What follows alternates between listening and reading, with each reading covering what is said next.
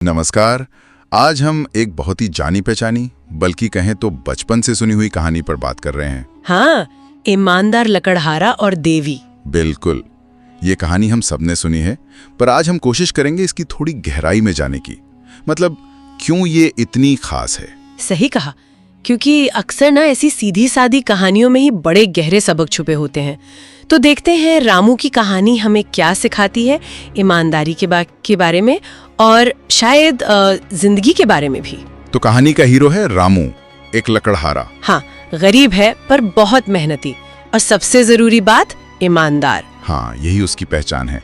रोज जंगल जाना, लकड़ी काटना, बेचना, बस इसी से उसका और उसके परिवार का गुजारा होता था। बिल्कुल।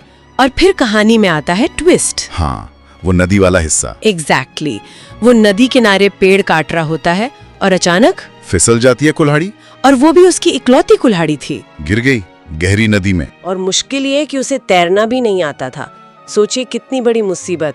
उसके पास दूसरी खरीदने के पैसे भी नहीं थे। जाहिर है बहुत निराश हो गया होगा, रोने लगा वहीं किनारे पर। हाँ, और उसके रोने की आवाज सुनकर कौन प्रकट होता है? नदी से देवी प्रकट होती है। हाँ, और वो पूछती हैं कि भाई क्यों रो रहे हो, क्या हुआ? रामू बताता अपनी पूरी कहानी। अब यहाँ देवी मदद तो करती हैं, पर एक तरह से परीक्षा भी लेती हैं। हाँ, ये बहुत इंटरेस्टिंग पॉइंट है। देवी सीधा उसकी कुल्हाड़ी निकाल के दे सकती थी, पर नहीं। पहले उन्होंने निकाली एक सोने की कुल्हाड़ी, चमचमाती हुई। पूछा, क्या ये तुम्हारी है? अब सोचिए, गरीब आदमी, सोने की कुल्हाड़ी। पर रामू साफ मना कर देता है, कहता है नहीं, मेरी तो लोहे की थी, साधारण सी। ये बड़ी बात है, लालच नहीं दिखाया बिल्कुल। फिर देवी ने चांदी की कुल्हाड़ी निकाली है, वो भी कीमती। रामू ने फिर मना कर दिया, बोला नहीं माँ, ये भी मेरी नहीं है।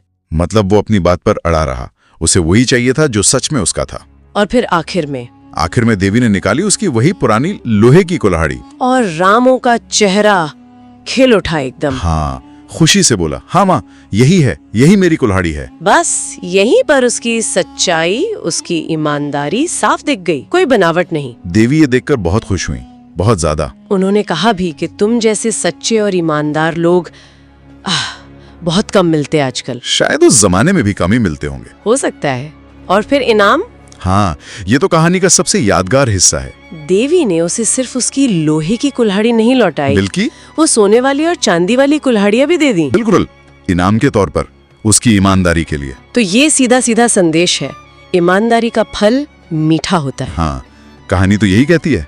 और ये भी कि इनाम मिला तो रामू का जीवन सुधरा, पर वो बदला नहीं, वो वैसा ही ईमानदार और सरल बना रहा।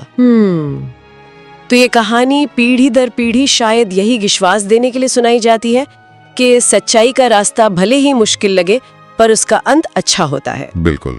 तो अगर हम सार निकालें तो इस कहानी से मुख्य बात यही निकलती है कि ईमानदारी का न सिर्फ एक नैतिक मूल्य है, बल्कि कभी कभी उसका प्रत्यक्ष फल भी मिल सकता है। हाँ, कम से कम इस कहानी के हिसाब से तो यही है।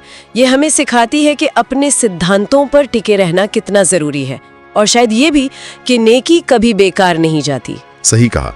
ये कहानियां असल में समाज को एक नैतिक दिशा देने का काम करती हैं, बहुत सरल तरीके से। निश्चित रूप से। और चलिए जाते जाते एक सवाल छोड़ जाते हैं सोचने के लिए। जरूर। ये कहानी एक आदर्श स्थिति दिखाती है जहां ईमानदारी का इनाम तुरंत और इतना बड़ा मिलता है। पर आज की दुनिया में जो थोड़ी ज्यादा जटिल है, क्या ईमानदारी का इनाम हमेशा ऐसा ही भारी या भौतिक होता है? अच्छा सवाल है। या फिर उसका असली इनाम शायद कुछ और है, जैसे मन की शांति, आत्मसम्मान। भले ही सोने चांदी